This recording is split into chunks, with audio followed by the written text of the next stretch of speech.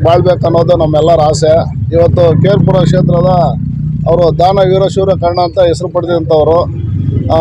ಕೆಲಸದಲ್ಲಿ ಮಾಡೋದು ಅಷ್ಟೇ, ಎಲ್ಲ ವಿಚಾರವಾಗಿ ದಾನ ಧರ್ಮ ಆಗಲಿ, ಒಬ್ಬರು ಸಹಾಯ ಮಾಡೋದ್ರಲ್ಲಿ ಆ ಥರ ವ್ಯಕ್ತಿಗೆ ಇವತ್ತು ನಾವೆಲ್ಲ ಒಟ್ಟಾರೆ ಎಲ್ಲ ನಾವು 87 ವಾರ್ಡು ಅಂತ, ನಮ್ಮ ಹೆಸರು ರಮೇಶ್ ಅಂತ, ನಮ್ಮ ಎಲ್ಲರೂ ಒಟ್ಟಾಗಿ ಹೆಣ್ಮಕ್ಳು ಸಹ ಬಂದಿದ್ದೀವಿ. ಎಲ್ಲ ಸೇರಿ ಅವ್ರಿಗೆ ಆಶೀರ್ವಾದ ಮಾಡಿ ಅವ್ರು 100 ವರ್ಷ ಚೆನ್ನಾಗಿ ಬಾಳ್ಲಿ ಅನ್ನೋದೇ ನಮ್ಮೆಲ್ಲರ ಆಸೆ.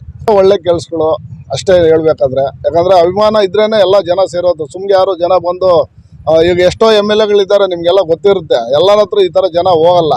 ಹಾಗಾಗಿ ಇವತ್ತು ಈ ಭಾಗದಲ್ಲಿ ಇವತ್ತು ಲಕ್ಷಾಂತರ ಜನ, ಸಾವಿರಾರು ಜನ ಅಲ್ಲ, ಲಕ್ಷಾಂತರ ಜನ ಇವತ್ತು ಶುಭ ಕೋರ್ಲಿಕ್ಕೆ ಬರ್ತಾ ಇದ್ದಾರೆ.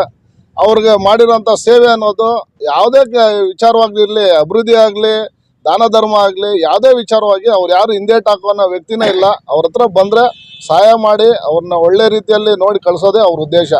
ಇವತ್ತು ಎಲ್ಲರೂ ಶುಭ ಕೊಡಲಿಕ್ಕೆ ನಾವೆಲ್ಲ ಇವತ್ತು ಏನಿದೆ ಕಾರ್ಯಕ್ರಮ ಹಮ್ಮಿಕೊಳ್ಳೋಕ್ಕೆ ರಕ್ತದಾನ ಶಿಬಿರ ಮಾಡ್ತಾವ್ರೆ ನಮ್ಮವರು. ಮತ್ತು ಎಲ್ಲ ಪುಷ್ಪಗುಚ್ಛ ನೀಡಿ ಇನ್ನೂ ಅನುದಾನ ಮಾಡ್ತಾವ್ರೆ, ಅಣ್ಣವರೇ ಮಾಡ್ತಾವ್ರೆ. ಯಾರನ್ನೂ ನಮ್ಮ ಮಾಡೋಕ್ಕೆ ಬಿಡಲ್ಲ. ಏನೂ ಎಲ್ಲ ಕೆಲಸಗಳು ಎಲ್ಲ ಕಾರ್ಯಗಳು ಅವರೇ ಮಾಡೋದ್ರಿಂದ ಏನು ಮಾಡೋಕ್ಕಾಗತ್ತೆ, ಅವ್ರು ಶುಭ ಕೊಡ್ಲಿಕ್ಕೆ ಬರ್ಬೋದು ಅಷ್ಟೇ. ಅಷ್ಟು ಬಿಟ್ಟರೆ ಇವತ್ತಿನ ಕೆಲಸ ನಮ್ಮದೆಲ್ಲ ಅದೇ, ಇನ್ನೇನಿಲ್ಲ.